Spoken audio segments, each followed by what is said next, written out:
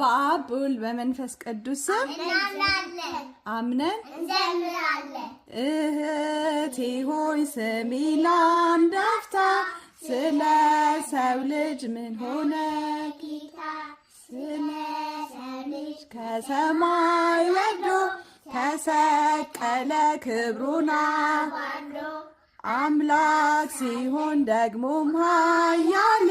ምን ሰቀለ ምን አይነት ኃይል በፈቃዱ ሳይገደድ ስጋ ለብሶ በመወለድ በምን ምክንያት በማን ዘመን የፈጸመው ጌታ ቃሉ በሄሮድስ ዘመን በግፍ ተከሶ ተፈረደበት ለሞት ጨርሶ ማን ፈረደ ጌታን ወንጅሎ በማን ዳኝነት ምንስ ተብሎ ጲላጦስ ፊት እንደቀረበ ከደሙ ንጹሕ ነኝ ብሎ ታጠበ።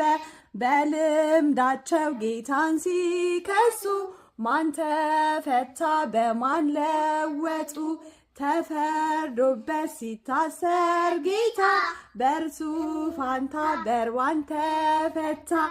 ጌታ ተይዞ በወታደር ሲወርድ ሲነሳ ሲገፈተር አይኑ በራፊ በጨርቅ ታስሮ በአራት ማዕዘን ተወጥሮ ስቃይ በዝቶበት የግፍ ግፍ ጀርባው በጅራፍ ሲገረፍ ሴቶች በሐዘን ሲላቀሱ አካሉ ዝሎ ሲወድቅ እርሱ ደግሞም ተነስቶ እንደገና መስቀሉን አዝሎ ጎንበስ